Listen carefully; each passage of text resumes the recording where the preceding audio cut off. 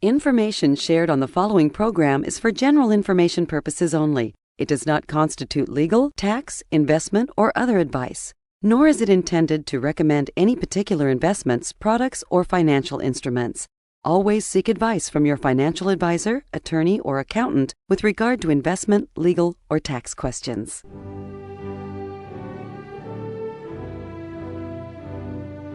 Congratulations on your graduation.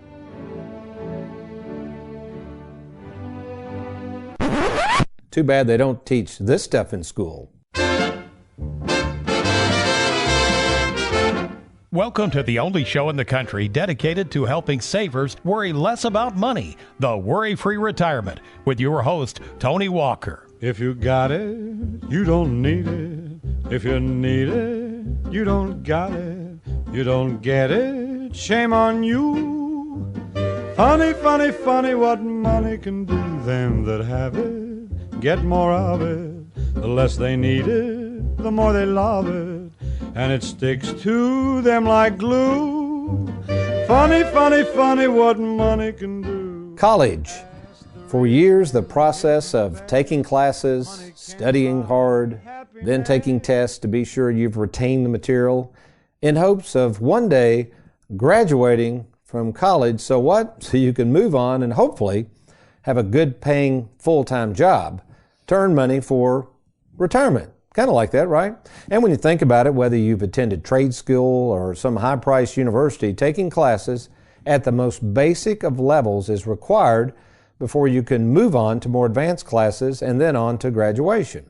For instance, you wouldn't expect to become an engineer by going to college and then immediately taking an advanced math course without taking the basics. No, in college, before you can graduate with an engineering degree, you've got to start out with the basics, then learn more and more from the advanced classes as you get better at engineering, and of course you then have a well-rounded education. It's interesting, though, that while this may be true in college, this sequential nature of taking harder and harder courses and getting tested for your knowledge isn't that way at all when it comes to the real world of money. You see, for the past 35 years of working with thousands of hardworking savers, here's the sad truth that I've discovered. While they all have certainly poured their hearts, souls, and minds into equipping themselves to make more money, going to college or trade school or whatever, the vast majority of these savers have never been taught about the basic steps to gain an understanding of what to do with the money after they've earned it. And the truth is, no more self-evident than specifically in regards to the topic we'll be covering, annuities. A what? Welcome, folks, to the Worry-Free Retirement. I am that little man in the sweater vest, 401k rollover specialist, fiduciary, and yes, annuity expert, Tony Walker. And today, with me in the studio, as always, is America's favorite financial sidekick, Mr. Aaron Orander. How are you doing, Aaron? Hey, good morning, sir. I'm doing great. How about yourself? Good, good. Do you remember those days of studying hard and taking tests and all that stuff? Yes, and I do not miss them at all. I don't either. I had to retake a test about 10 years ago. It was a really hard test. I'd had something similar years ago. They had changed the law and I had to go take it. And I thought, man, I hadn't taken a test in years. It was hard, too. So I'm glad I'm out of those days. Even in my professional career, I've gone through the CLU, the CFP. I've taken more tests on finance than hopefully I've been there, done that. I'm done with that stuff. But anyway, we're talking about today.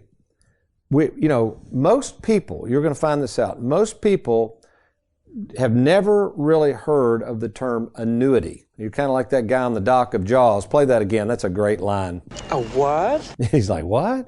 But yeah, annuities. What are they?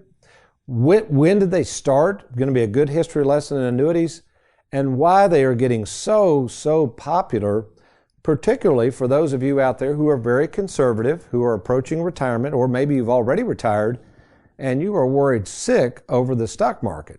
So because interest rates are so low, many of you can't get good rates at the bank. That's a problem. And then secondly, you get out here and you decide to invest your money in Wall Street. And over in Wall Street, unfortunately, you've got all this risk. So annuities are starting to fit the bill for a lot of people who, number one, don't want to take a lot of risk, and number two, don't want to run out of money in retirement. So today's program is actually entitled, Aaron, Annuities 101.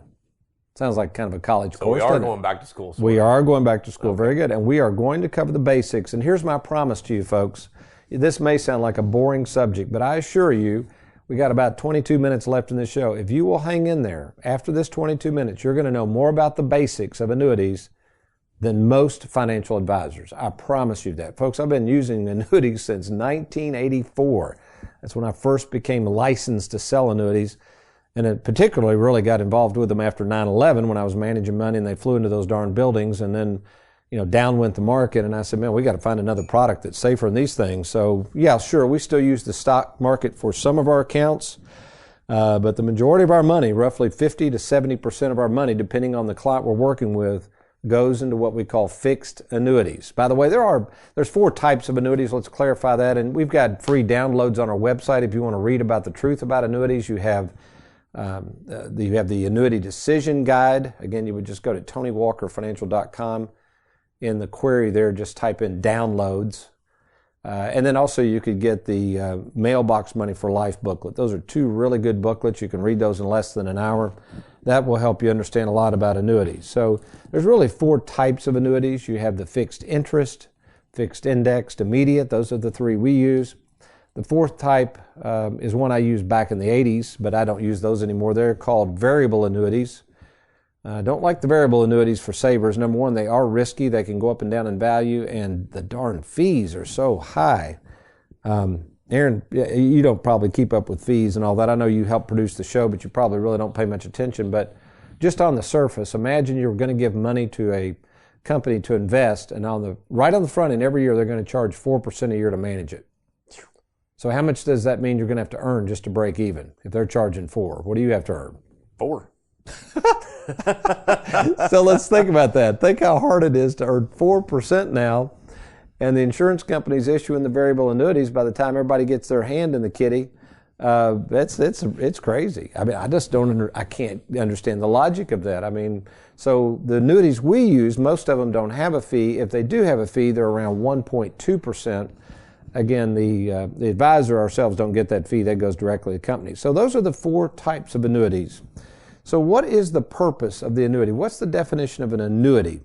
Well, Webster's basically defines an annuity this way. It simply says a sum of money payable yearly or at other regular, I like that term, regular intervals. Now, they call an annuity. There's other terms for annuities. You could have a pension. Some of you are still eligible for a pension from your employer or state government. Federal governments have pensions still. In fact, I'm holding in my hands, this is kind of interesting, this is someone who wants me to look at their pension. I think they're going to go ahead and elect a monthly survivor option. But anyway, it's funny, it says joint and 75% surviving spouse, and they literally refer to the pension as an annuity. It says it right here. So a lot of people say, well, I hate annuities. There's a guy on Wall Street, he's always, I don't know if he's got in a bad mood, if he's having trouble at home with his spouse, but he always seems to hate annuities. And I'm thinking, well, wait a minute. You hate annuities, but our entire pension system, the entire Social Security system, and then, of course, we have all kinds of savers that love annuities. So I don't know what's not to love about guaranteed income for the rest of your life. Sound okay to you, Aaron? Yep. I mean, okay.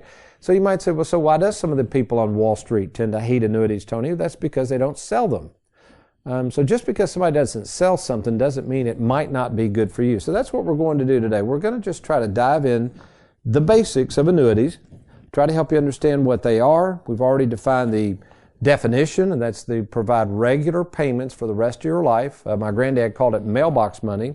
Oh, incidentally, there's some famous people out there that were big believers in annuities. I'll name a few of these. They're kind of interesting. Let me get my cheat notes out here.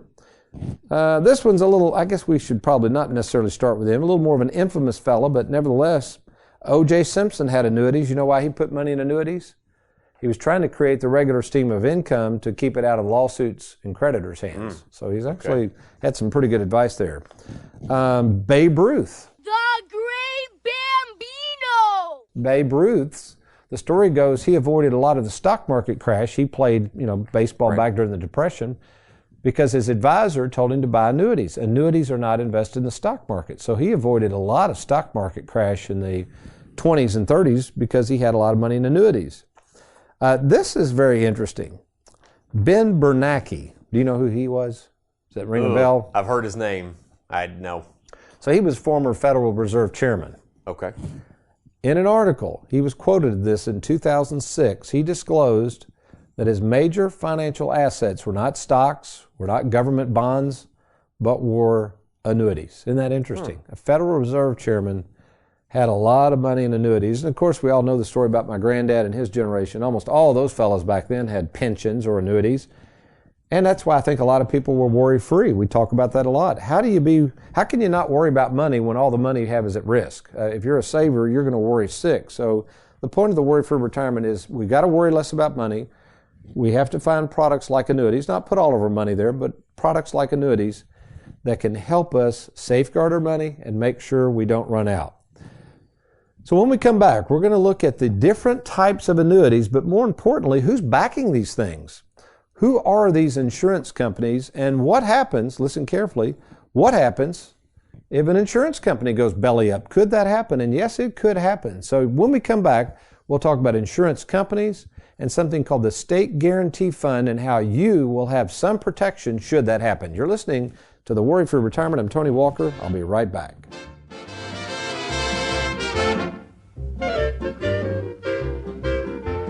With 401k plans at all-time highs, why continue to risk your hard-earned money? There's a safer way to retire worry-free. Attend nationally recognized retirement specialist Tony Walker's next free workshop, Retirement 101, December 9th in Louisville, December 10th in E-Town, and December 12th in Bowling Green. These workshops are free, but seating is limited, so register today at TonyWalkerFinancial.com. That's TonyWalkerFinancial.com.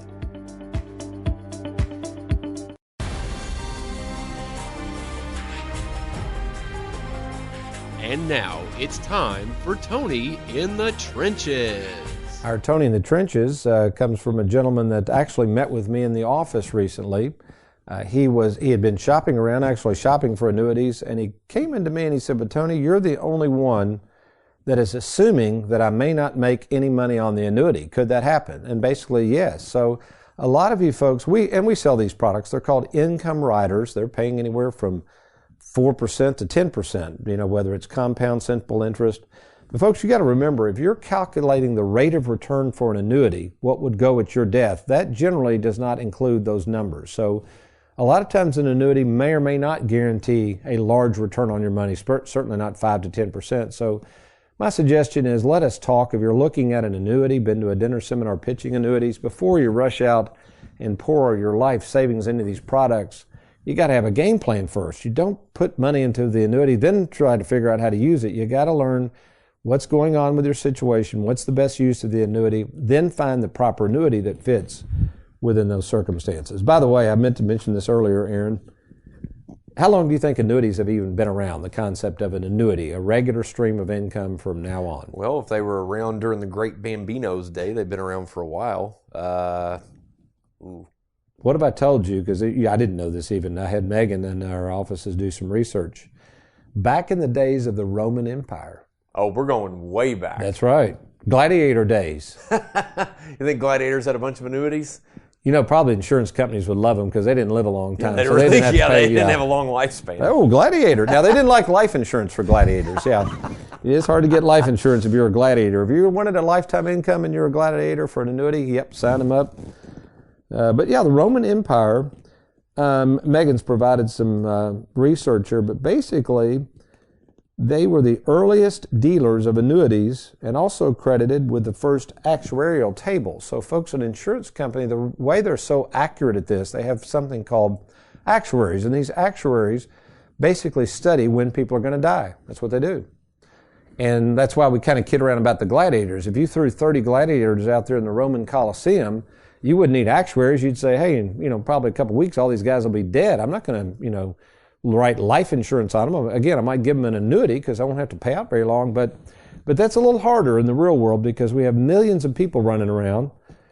Most people don't know when they're going to die, and actuaries don't know specifically individuals when they're going to die. But if you take a large enough group of people, the actuaries are pretty accurate. They can tell you how many people are going to die in any one year. Pretty wild, isn't it? So and then the insurance companies use that information. Then they take the information that they're investing your money, so you give them your money and they invest it, and then they come up with a rate.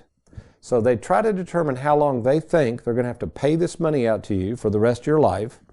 That's built into the contract of the annuity, and the good thing is they can't change it. So if it's specified to pay you, let's say, $5,000 a year at age 65, they got to pay it to you for the rest of your life. Even if you live 40 years, they're going to pay it to you. So we kind of fast forward. So the gladiators, they didn't have it, but the Roman Empire did. In the United States, Megan gave me some other research. It looks like the Presbyterian Church in 1720 set up annuities to help their aging ministers and their families. And also, it was later expanded, this is kind of interesting, to provide a regular stream of income for widows and orphans. You know, we hear widows and orphans back then. Do you realize that was a problem? Men would die. Let's say they're the breadwinner. Well, there wasn't government programs. What's a widow with 2 or 3 kids supposed to do? Right. So people in the church recognized that.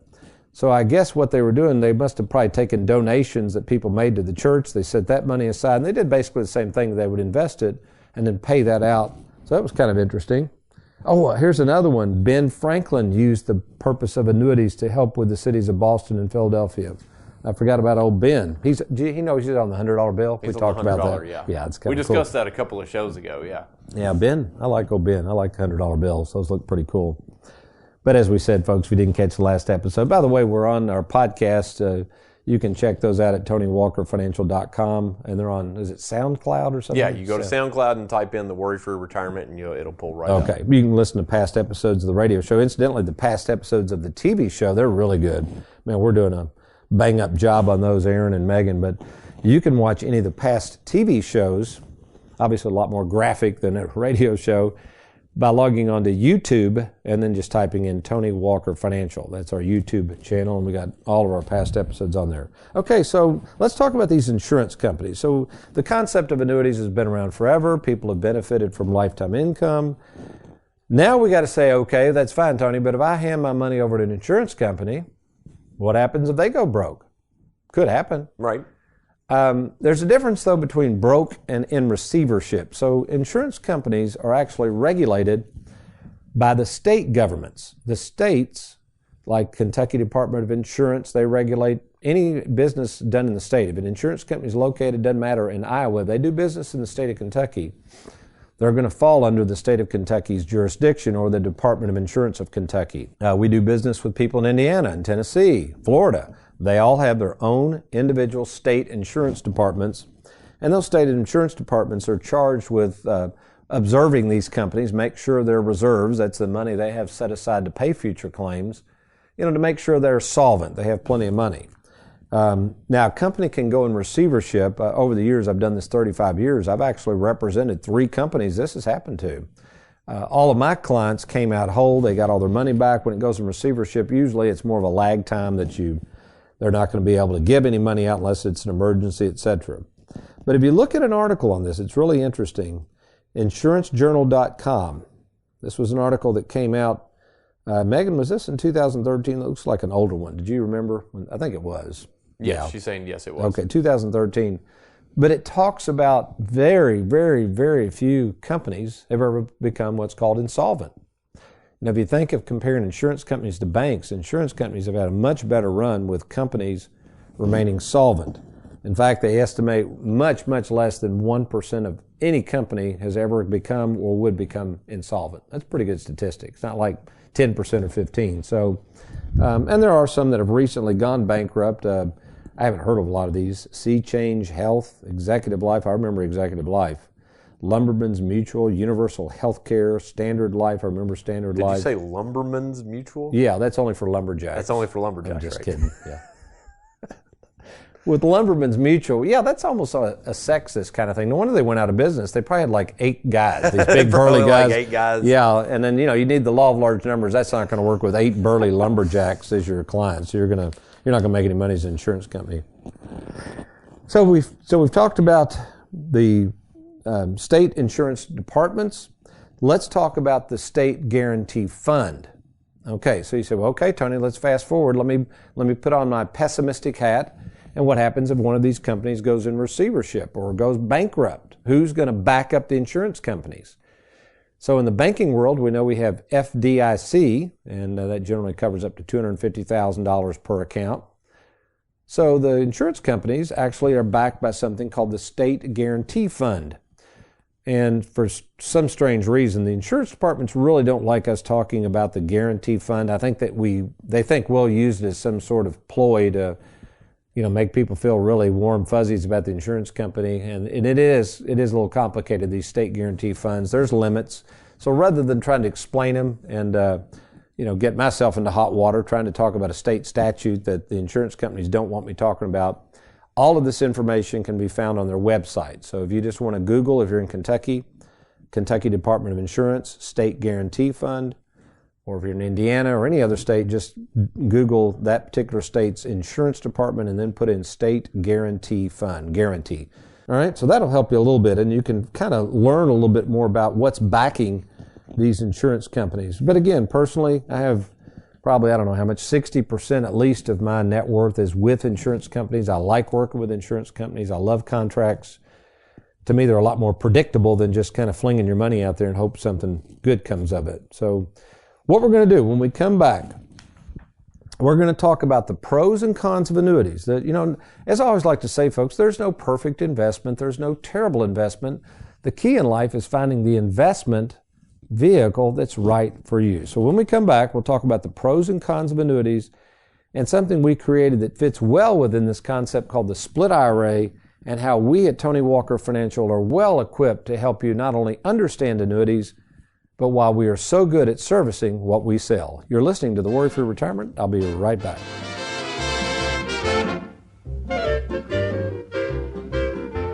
With 401k plans at all-time highs, why continue to risk your hard-earned money? There's a safer way to retire worry-free. Attend nationally recognized retirement specialist Tony Walker's next free workshop, Retirement 101, December 9th in Louisville, December 10th in E-Town, and December 12th in Bowling Green. These workshops are free, but seating is limited, so register today at TonyWalkerFinancial.com. That's TonyWalkerFinancial.com.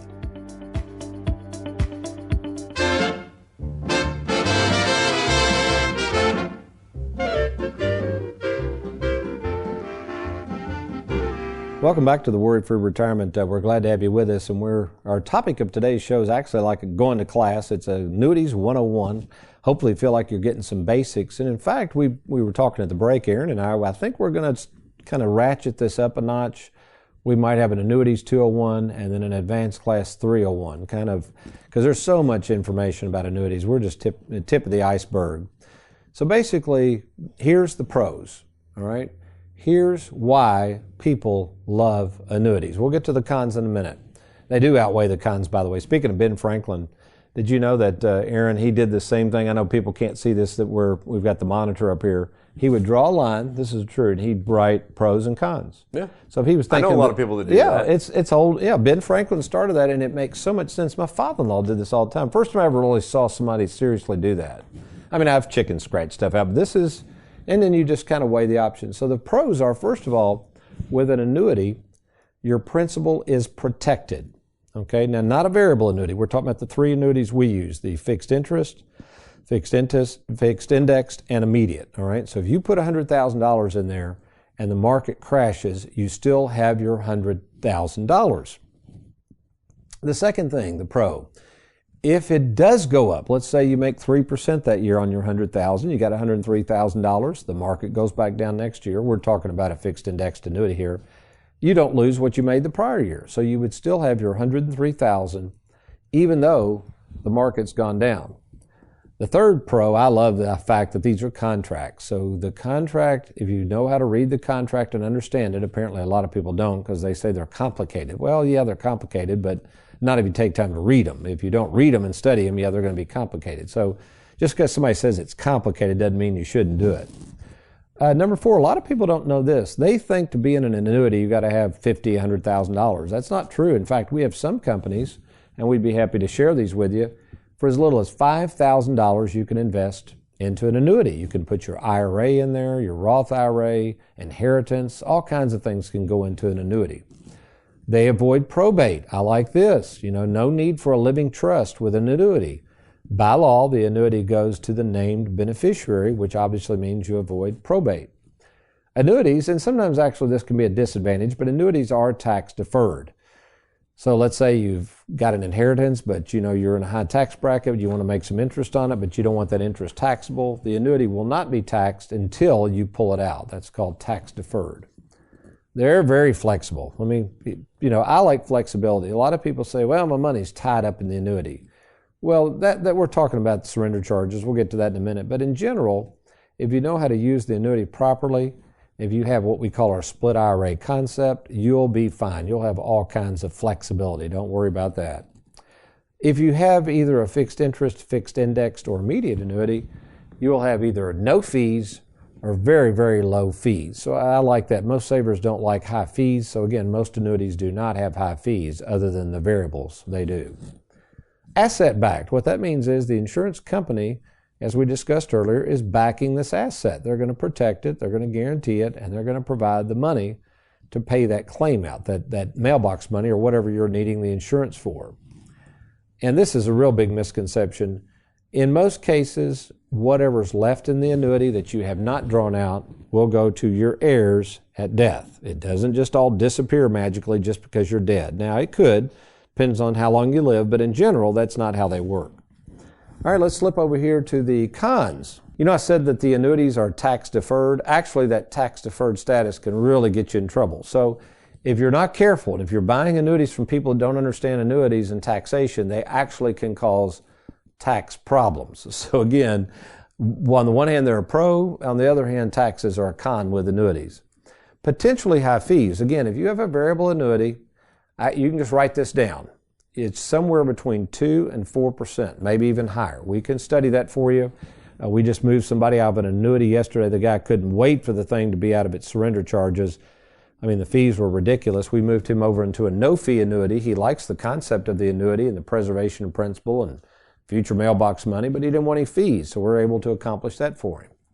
Low rates of return. Let's face it, folks, most annuities are not going to make you a lot of money. That's not the purpose. The purpose is to preserve the money, over time make a reasonable rate of interest, and make sure you don't run out. And they're not meant for growth like the stock market or something, okay? Surrender charges. Boy, this is really, really complicated for most people, but it's really not. Just think of it this way. If you get out of an annuity prior to the end of its term, most of the terms start at 5 years, most of them end at about 10. So let's say you put $100,000 into an annuity and then it's a 5-year term. If you decide to cash it in, surrender it, get your money back, in the 3rd year, what the insurance company is going to do, and this is all contractual as well, so you can read the contract before you buy it, they're going to charge a penalty to get your money out. Now, they do that because they've had to pay commissions, they've got reserves they have to put up, so it is expensive for an insurance company to issue an annuity. And finally, the con, if you don't buy it from the right person, tough luck, because that person is one and done. What I mean by that is if somebody sells you an annuity, okay, listen closely, and they make a big old commission, which there's a lot of commissions in these annuities. Again, we work on a commission basis all the time, nothing wrong with it, but the question you got to ask is, wait a minute, if this person's going to make thousands of dollars on this transaction for not really doing much or servicing it, why in the world would I hand over my money to somebody that's not even going to be servicing the contract? That's because for many people, it's a one and done. This is why people are doing so much advertising and marketing, trying to get the baby boomers and put them in these annuities. There's a lot of money in it. So what's the answer, Tony? So what do I do? Well, first of all, hopefully this basic instruction of annuities, what they are, who issues them, how they work, just the basics has been helpful. But the best thing to do is meet in person. To talk by phone, meet in person, see how we can help you, regardless of whether it's annuity, a 401k, brokerage account, life insurance, long-term care. If you have questions, we have answers. Give us an opportunity to talk. There's no cost or obligation. All you got to do is log on to TonyWalkerFinancial.com, and while there, just click on that Let's Get Started button, and we'll make that happen soon. That's TonyWalkerFinancial.com. Well, I hope you've enjoyed today's show. Next week, we're going to take an even deeper dive into Annuities 201. That's right, Aaron, I decided we're going to do it. Annuities 201. But you remember, between now and next week, if all else fails, you be worry-free. If you got it, you don't need it. If you need it, you don't got it. You don't get it, shame on you. Funny, funny, funny what money can do.